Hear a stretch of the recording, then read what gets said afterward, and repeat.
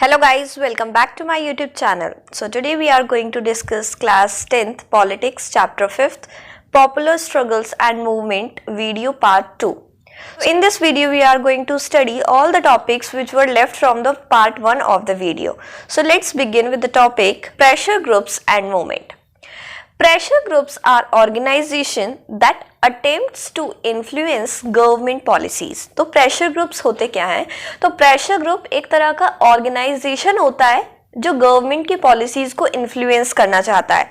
But unlike political parties, pressure groups do not aim to directly control or share political power. मतलब ये political parties की तरह नहीं होते जो डायरेक्टली पावर लेना चाहते हैं. These organizations are formed when people with common occupation, interest, aspiration or opinions come together in order to achieve a common objective. तो जो ये ऑर्गेनाइजेशन है, ये प्रेशर ग्रुप्स है, ये तब बनते हैं जब एक सिमिलर ऑक्यूपेशन के लोग या सिमिलर इंटरेस्ट वाले लोग एक साथ आकर एक कॉमन ऑब्जेक्टिव को अचीव करना चाहते हैं. In the course of the discussion above, we came across entities that are not quite an organization. तो हमने पहले भी पढ़ा है कि जो कुछ एंटिटीज हैं वो ऑर्गेनाइजेशन नहीं है. The struggle in Nepal was called a movement for democracy. जो नेपाल में स्ट्रगल हुआ उसे मूवमेंट फॉर डेमोक्रेसी कहा गया. We often hear the word people's movement to describe many forms of collective actions. कई बार हम पीपल्स मूवमेंट नाम सुनते हैं. So the Narmada Bachao Andolan, movements for right to information, anti-liquor movement, women's movement, environmental movement. So like an interest group, a movement also attempt to influence the politics rather than directly take part in electoral competition. तो जो ये interest group हैं, ये indirectly influence करते हैं politics को. But unlike the interest group, movement have a loose organization. जो movements हैं और इंटरेस्ट ग्रुप, ये दोनों थोड़ी डिफरेंट चीज़ें हैं, लेकिन इसमें भी कुछ सिमिलैरिटीज़ हैं कि क्योंकि जो मूवमेंट्स हैं वो लूज ऑर्गेनाइजेशन के टाइप का होता है and there decision making is more informal and flexible. और जो इनका डिसीजन मेकिंग है वो बहुत ही ज़्यादा इनफॉर्मल और फ्लेक्सिबल होता है. They depend much more on spontaneous mass participation than an interest group. और ये ज़्यादा मास पार्टिसिपेशन पर डिपेंड करते हैं, ना कि इंटरेस्ट ग्रुप्स पर. So now let's see the sectional interest group and public interest group. Means दोनों ही इंटरेस्ट ग्रुप हैं, लेकिन दोनों में क्या डिफरेंसेस हैं. So usually interest group seek to promote the interest of a particular section or group of society. यानी कि जो इंटरेस्ट ग्रुप है वो ज़्यादा से ज़्यादा प्रमोट करता है एक पर्टिकुलर ग्रुप ऑफ society को, such as trade unions, business associations, professionals such as lawyers, doctor, teachers. Bodies are some example of this type. They are sectional. इन्हें sectional बोला जाता है because they represent a section of society. ये क्योंकि सिर्फ एक section को ही represent करते हैं. जैसे कोई workers का group हो गया, employees का, business persons का, industrialist का, followers of religion, caste, group, etc. So their principal concern is the betterment and well-being of their members, not society in general. तो जो इनका मेन कंसर्न होता है वो ये है कि जो उनके मेंबर्स हैं उन्हें अच्छी फैसिलिटीज मिले, उन्हें सोसाइटी से ज़्यादा मतलब नहीं होता. Sometimes these organizations are not about representing the interest of one section of society. और कई बार ऐसा भी होता है कि ये सिर्फ एक पर्टिकुलर इंटरेस्ट को नहीं प्रमोट करते. They represent some common और journal interest that needs to be defended. और ये कई बार कुछ common interest को भी defend करना चाहते हैं. The members of organization may not benefit from the cause that the organization represent. तो जो members हैं organization के वो ज़रूरी नहीं कि हर बार benefit होने. The Bolivian organization हमने पढ़ा था, FIDICOR is an example of that kind an organization. In the context of Nepal, we noted the participation of human rights organization. We read about these organization in class 9th और class 9th में भी हम इन सारे organization के बारे में पढ़ चुके हैं. So this is known as a sectional interest group. Now let us see the second type of group are called promotional groups or public interest group. So they promote collective rather than selective good. यानी कि ये collectively, यानी कि ये पूरे जो collective common good है उसे प्रमोट करना चाहते हैं, एक सिलेक्टिव नहीं। They aim to help groups other than their own member, ये अपने मेंबर्स को छोड़कर भी दूसरे ग्रुप के मेंबर को भी हेल्प करते हैं। For example, a group fighting against bonded labour fight not for itself but for those who are suffering under such bondage. एक ग्रुप है बॉन्डेड लेबर्स का, उनके वेजेस का इशू है, तो जरूरी नहीं कि वो सारे लेबर ही खुद अपने लिए फाइट करेंगे, कोई दूसरा भी उनके लिए फाइट कर सकता है। In some instances the member of public interest group में undertake activity that benefits them as well as other too, जो उन्हें तो बेनिफिट करता ही है, साथ के साथ दूसरों को भी बेनिफिट देता है। For example, BAMCEF means the backward and minority communities employ federation is an organization largely made up of government employees। इसमें ज्यादातर गवर्नमेंट एम्प्लॉयज हैं जो कैंपेन करते हैं against caste discrimination. It addresses the problems of its member who suffer discrimination, but its principal concern is with social justice and social equality for the entire society। लेकिन जो इनका principal concern होता है कि वो पूरी सोसाइटी के लिए सोशल जस्टिस और सोशल इक्वालिटी लाना है। Now let's see the movements group. So as in the case of interest group, the group involved with movement also include a wide variety. The various example mentioned above already indicated simple distinction. Most of the movements are issue specific। बहुत सारे movement कुछ एक particular issue को लेकर हुए। Movements that seeks to achieve a single objective within a limited time frame, सिर्फ एक single objective को अचीव करना चाहते थे। Others are more general or generic movement that seeks to achieve a broad goal in the very long term। बहुत लंबे समय तक चलने वाले एक ब्रॉड गोल अचीव करना चाहते हैं movements. The Nepalese movement for democracy arose with specific objective of reversing the king's order that led to suspension of democracy. तो जैसे कि नेपाल मूवमेंट में हुआ था कि वो डेमोक्रेसी चाहते थे और किंग के ऑर्डर को रिवर्स करना चाहते थे। इन इंडिया नर्मदा बचाओ आंदोलन is an good example of this kind of movement, और नर्मदा बचाओ आंदोलन भी इसी टाइप का एक एग्जाम्पल है। The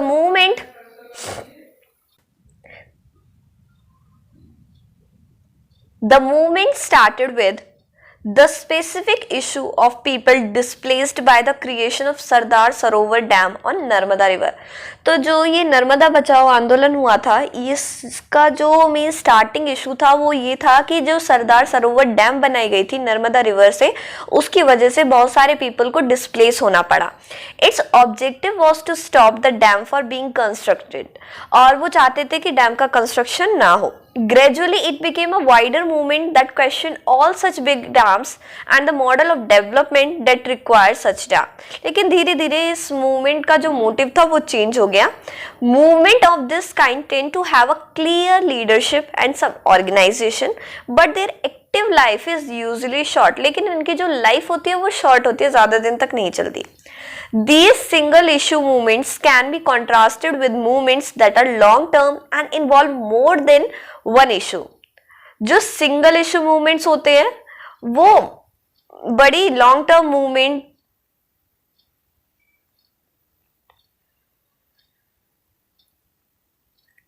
the environmental movement and the women's movement are example of such movement। और जो इन्वायरमेंटल मूवमेंट हुआ था और वुमेन्स मूवमेंट हुआ था वो इसी टाइप का एग्जाम्पल है। There is no single organisation that controls or guide such movement, और ऐसा कोई भी एक सिंगल ऑर्गेनाइजेशन नहीं है जो छोटे छोटे इन मूवमेंट्स को कंट्रोल करे। The environmental movement is a label for a large number of organisation and issue specific movements। All of these have separate organization, independent leadership and often different views on policy related matters। इन सब की अलग leadership थी, अलग organisation था और अलग policy थी। Yet all of these share a broad objective and have a similar approach। Yet all of these share a broad objective and have a similar approach. हालांकि सभी का एक बड़ा ऑब्जेक्टिव था, ब्रॉड ऑब्जेक्टिव था और सिमिलर ही approach थी. That is why they are called a movement और इसीलिए इन्हें movements बोला जाता है. Sometimes these broad movements have a loose umbrella organization as well. और कई बार इन बड़ी बड़ी मूवमेंट्स में भी एक लूज अम्ब्रेला ऑर्गेनाइजेशन होता है. For example the national alliance for people's movement यानी कि NAPM is an organisation of organisations, यानी कि बहुत सारे ऑर्गेनाइजेशन का एक ऑर्गेनाइजेशन था, national alliance for people's movement.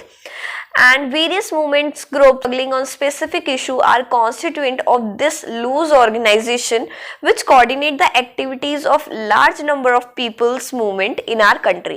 So now let's see that how do they influence politics. तो ये movements pressure groups ही कैसे influence करते हैं.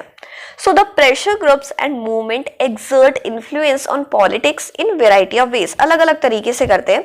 सबसे पहला कि they try to gain public support and sympathy. ये लोगों की सिंपैथी चाहते हैं और सपोर्ट चाहते हैं for their goal and their activities by carrying out information campaigns, organising meetings, filing petitions etcetera and more.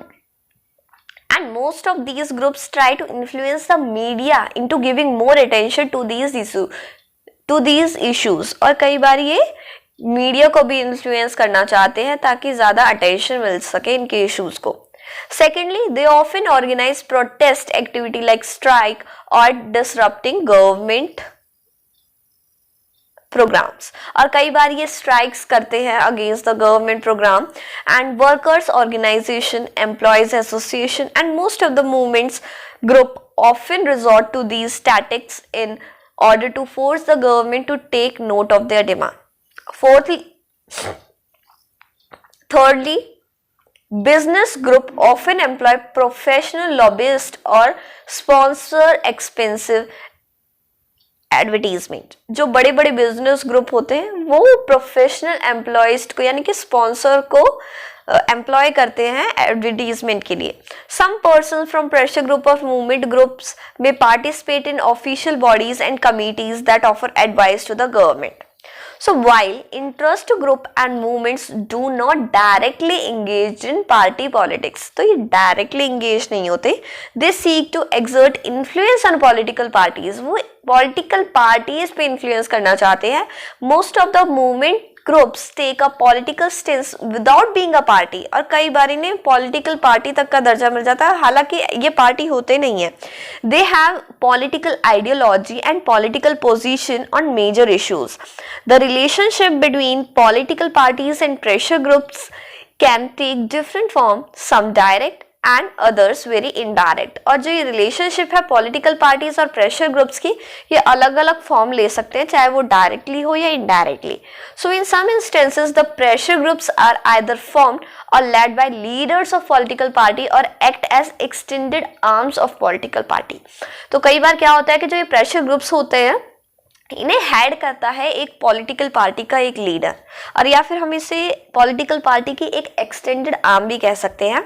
For example, most trade unions and students organization in India are either established by or affiliated to one or the other major political party. वो influence होता है political party से organizations का.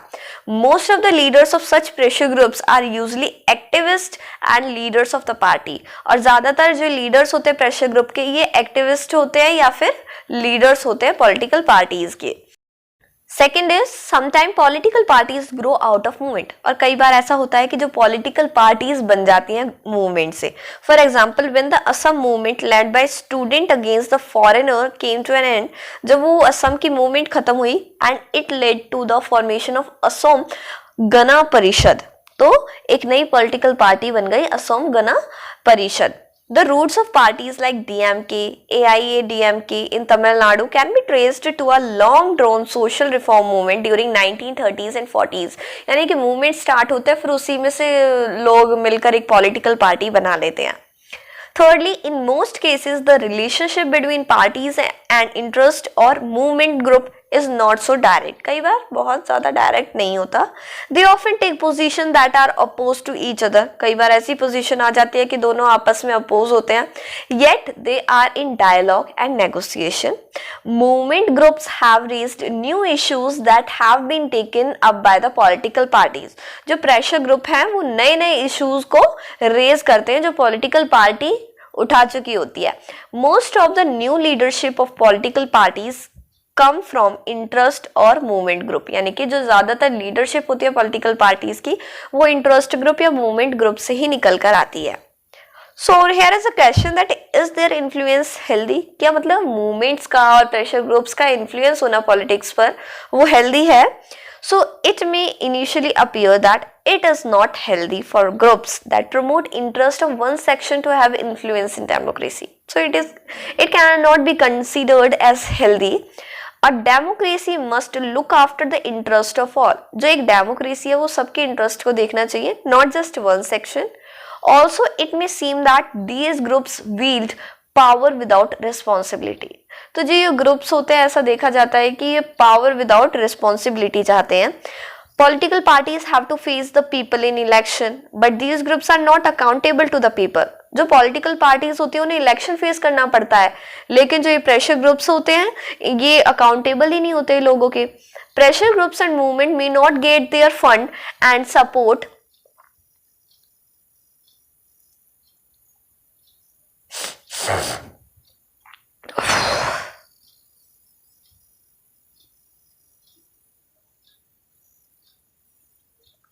Pressure groups and movement may not get their fund and support from the people. यानी कि जो pressure group है इन्हें ना फंड मिलता ना सपोर्ट मिलता लोगों से. Sometimes pressure groups with small public support but lots of money can hijack public discussion in favor of their narrow agenda. और कई बार जो प्रेशर ग्रुप है उनकी छोटी मोटी पब्लिक सपोर्ट होता है लेकिन मनी की से सारी चीज अपने फेवर में की जा सकती है. On balance, however, pressure groups and movement have deepened democracy. तो जो प्रेशर ग्रुप्स हैं और मूवमेंट ने बहुत ज्यादा डीप कर दिया डेमोक्रेसी को. Putting pressure on the ruler is not an unhealthy activity. Ruler के ऊपर प्रेशर डालना एक अनहेल्दी एक्टिविटी नहीं है in a democracy as long as everyone gets its opportunity. जब तक सबको ये अपॉर्चुनिटी नहीं मिलती. Government can often come under undue pressure from small group of rich and powerful people. जो गवर्नमेंट है वो कई बार अंडर प्रेशर आ जाती है एक स्मॉल ग्रुप से लेकिन जो पावरफुल होता है और रिच होता है. Public interest group and movements perform a useful role of countering this undue influence and reminding the government of the needs and concern of ordinary citizens. तो और कई बार याद दिलाते रहते हैं.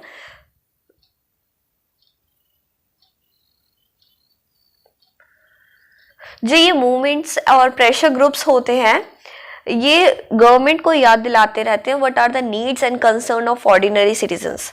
Even the sectional interest group play a valuable role. जो sectional group है वो भी काफी हद तक अच्छा रोल प्ले करता है. Where different group function actively no one single group can achieve dominance over the society. जहां बहुत सारे ग्रुप आपस में एक्टिवली फंक्शन कर रहे हो वहां पे एक ग्रुप डोमिनेंस नहीं कर सकता सोसाइटी में. If one group brings pressure on government to make policies in its favor, another will bring counter pressure not to make policy in the way the first group desire.